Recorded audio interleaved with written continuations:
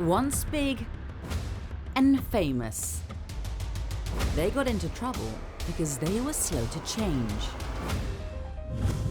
Change is difficult. We are much more likely to overestimate our past experience and underestimate future possibilities. In Singapore, some 220,000 small and medium enterprises, or SMEs, are facing strong headwinds.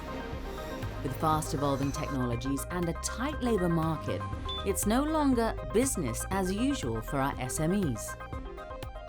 Life cycles are getting shorter and markets are changing faster. Business models need to evolve. If we don't transform, if we choose not to do anything, I think the company will die. Timothy Chia's ICT business stagnated after 20 years, and a few key staff left him. What out-of-the-box solutions did he use to reboot his SME and re-energize his team?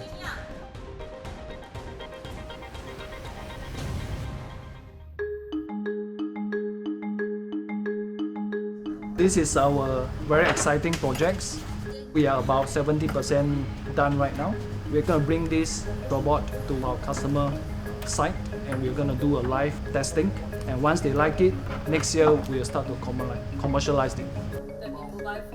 Timothy and his R&D team have been building this integrated surveillance robot for the past 12 months. It's designed to help data centers conduct security surveillance, facilities inspection, and temperature hotspot monitoring. He hopes to patent this 1.4-meter-high robot once it's completed. We has been in the infocom communication technology sectors, and the technology we have is very generic. And along the years, we learned that if we are not going deeper into designing and creating deeper tech solutions, then our business growth will not be good. The strongest companies today are not necessarily those that have the best product or even the largest scale, but those that can move the quickest in order to adapt to market needs and customer needs. It took Timothy 20 years to learn this the hard way. Business was simple when he started Datumstruct with two Polytechnic classmates in 1999. They supplied industrial furniture and equipment to companies in the information and communication technologies, or ICT industry.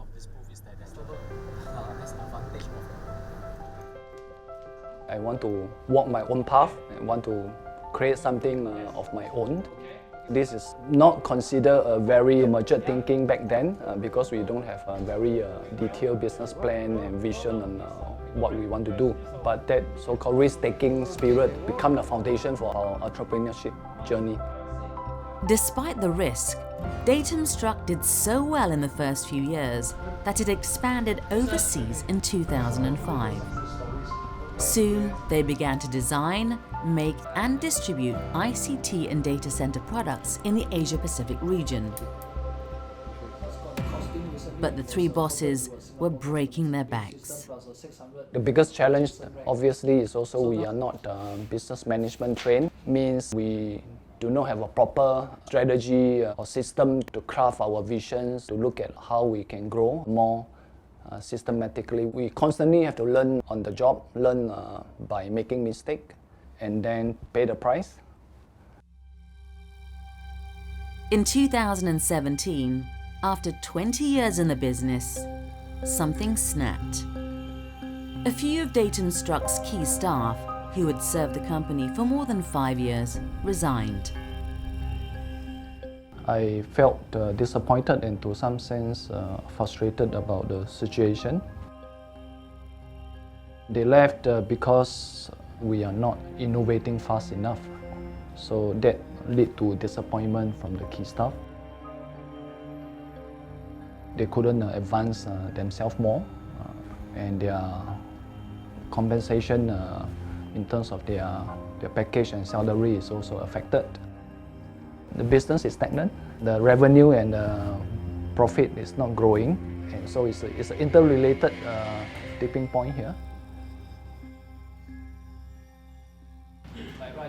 That tipping point spurred Timothy to transform Datumstruct in its business and human capital development directions. I think the company will die faster if we don't transform, if we choose not to do anything. The customers, they will stop doing business with us because we don't bring value to them. So slowly we will be out of the market. So that's a risk that we need to face if we don't innovate. All right, team. We had learned the operation and technology roadmap. Datumstruct's transformation roadmap sparked off several R&D projects and pushed the team out of their comfort zone with a new startup. So innovate is considered out-of-the-box kind of solutions.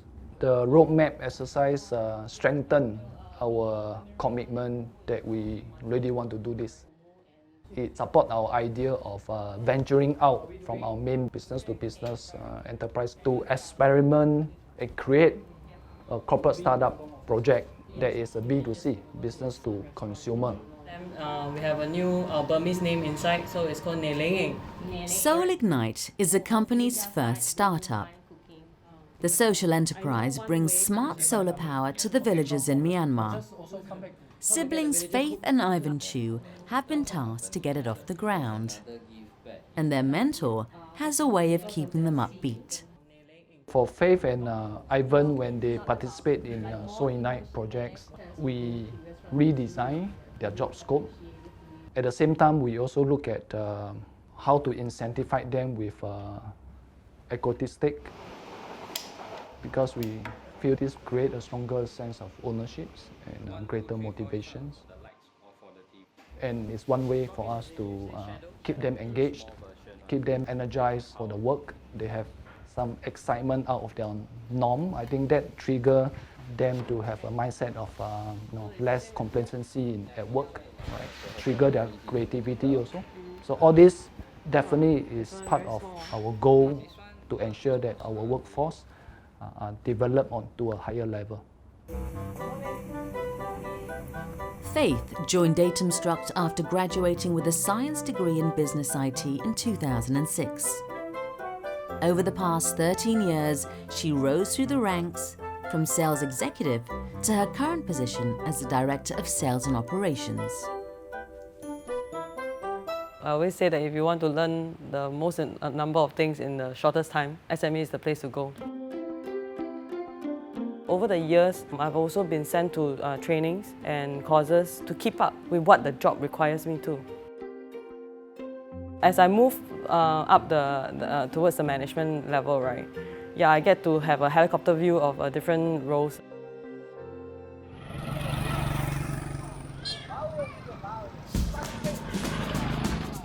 Now, the 36-year-old multitasker is heading for yet another exciting learning journey.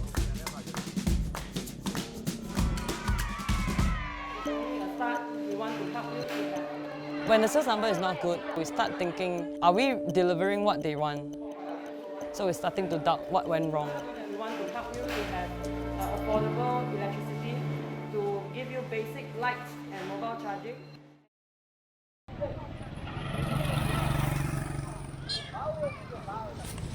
So this one you all gonna put there? Why only you have life jacket? We are going to the village that's only accessible by boat. As you look around, this is our greatest challenge as well, because we are just into the rainy season, and then looking at it, it's all flooded. So me and my crew today, we are all going to travel in these wooden boats to the village. Today, Faith and her Soul Ignite teammates are visiting a village near Bago City, located 80 kilometers from the capital Yangon in Myanmar. Nothing can stop Faith from chasing new horizons. She aims to sell more than 16,000 units of Soul Ignite smart solar home systems by 2021. And her team started in Myanmar for good reasons. We realized that the electrification rate of the country is very low. So as in today, the household and the population electrified only 34%. So it means they are about 66% of the population is off-grid. Power grid infrastructure doesn't come to their home. So we see there's a big gap here. While it all makes good business sense, the risks are high. Mingalaba! We are a company from Singapore. We want to help you to have affordable electricity, to give you basic lights and mobile charging. When Faith and Timothy started Soul Ignite in early 2018, they were struggling with lots of uncertainties. Initially, we went there with a set of product thinking that this is what they need. When the sales number is not good, we start thinking, are we delivering what they want? Is the product a correct product? Are we bringing the wrong product to the wrong market? You have this kind of discussion.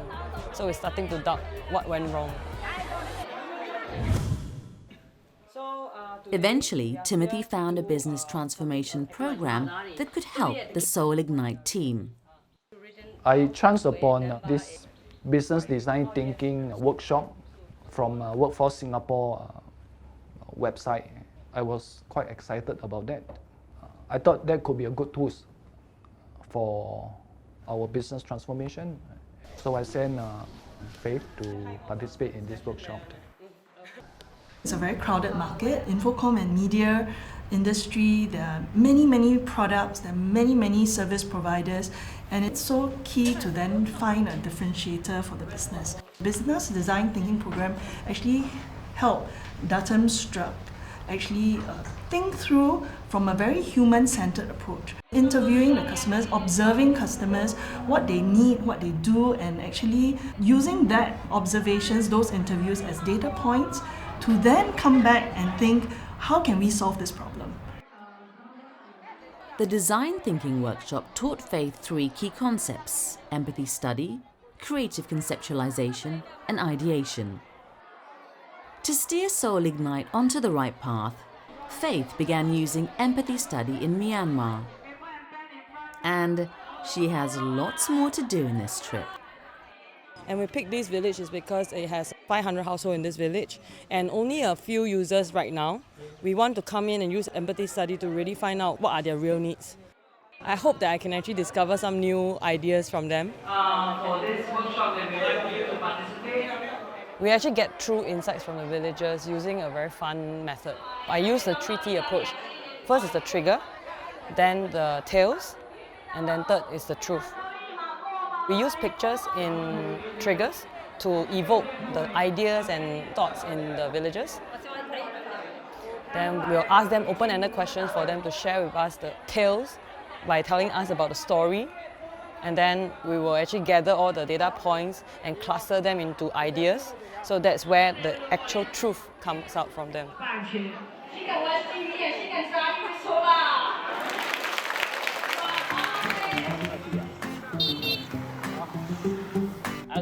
Over time, Soul Ignite's business prospects brightened up. Design thinking has helped the team improve many critical areas, from keeping manpower lean to meeting customers' needs and widening its marketing outreach. One of the things is that we realized they all want to have TV, not just lights and mobile charging, because that is the only window that they see out there, you know, from other than the rural village that I live in. Our Soul Ignite revenue increased tremendously to at least 400% in a very short span of time. We managed to ensure that our manpower on the ground become more lean. Right? So instead of 17 or 18 staff, we having only 12 or 13 staff. At the moment, we still manage to have our Singapore team intact. The result is they are more productive, more creative. That means that the decision and the action that they make is more effective, is more precise. Back in Singapore, Timothy has invited the design thinking trainers to run an in-house course for his staff. He now wants his entire team to benefit from it. Now, design thinking is quite unique in the sense that it changes from product-centric to customer-centric, and also to change it from marketing-focused to be experience-focused, which is extremely important because it increases the competitive edge of the company drastically in an experience-based economy. When a company embraces and practices design thinking throughout, one phenomenon that you would see happening is that the employee starts to have the habit of always trying to understand each other's needs as well. So for example, over time, this salesperson would start to think in terms of, oh, is there anything that I need to get from the customer so that accounting side will have an easier time, they can process my invoice faster for me, or it instills that kind of habit in the employee. That makes a very healthy working environment, and that contributes to lean actually. In Singapore's tight labour market, not only must SMEs stay lean, they have to retain talents as well. Back in 2016, Timothy tapped on Work-Life Grant, a work pro scheme under Workforce Singapore. The grant allows staff like Ivan to enjoy flexible work arrangement. When Ivan's 3 children were younger, he had difficulties juggling between work and family.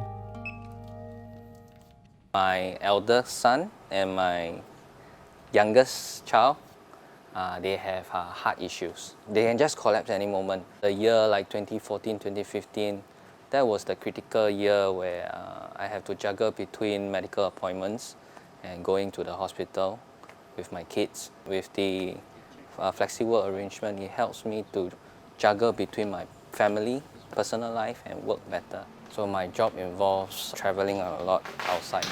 It helps me a lot by reducing the time that I need to travel because everywhere is my workplace. In that same year, Timothy set up a R&D department, hoping to keep his staff engaged in creative innovations. Since then, Datumstruct had commercialized a number of innovations, such as a wastewater recycling system for food ingesters and a smart cabinet for data centers.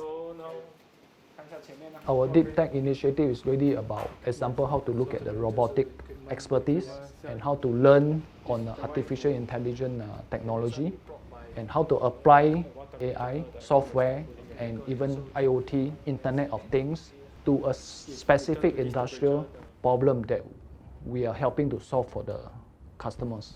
And this is one way is to develop our core expertise. The fourth industrial revolution is going to shape the way business models are being built competitively. It will also make traditional businesses more difficult and put pressure on them to change.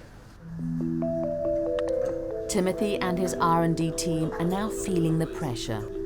In 3 days' time, they have to demonstrate this integrated surveillance robot to their client. But their robot doesn't seem quite ready for the big show. So the structure blocked right now? Yeah. This is going to be a problem for us. Yeah.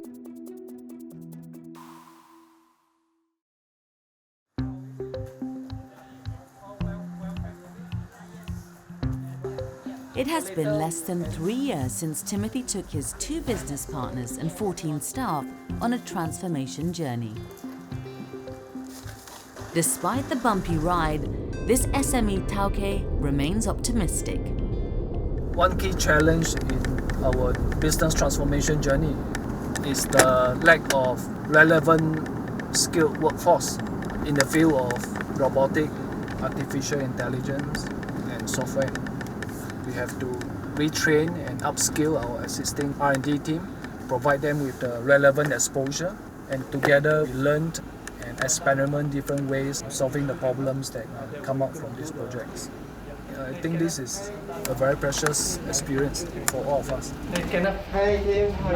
Thank you for coming. Yes. Today, Timothy and his R&D team are finally ready to demonstrate their newly created surveillance robot to the client. The demo is very good. Our client is very excited about such technology and they provide very valuable feedbacks to us, which we will likely integrate into our future improvement. So this robotic technology will help companies to overcome their manpower challenge, especially in the face of aging population that Singapore is facing right now. So this business transformation goal of creating deep tech expertise, designing innovative products have very strong impact in our company working environment. Within our R&D team, there is a stronger sense of urgency to learn fast, to pick up the relevant skill required faster. We plan to work closer with Workforce Singapore. I think it's important. On the human capital front, we definitely need to look at what are the guidance and scheme that we can tap into, not just about the new talent, but also get support to do the upskill. Business transformation can be complex and rough at times. What keeps everyone's spirits high at Datumstruct is the sense of camaraderie and support from the leaders. Whatever changes that we are going through, we are adapting.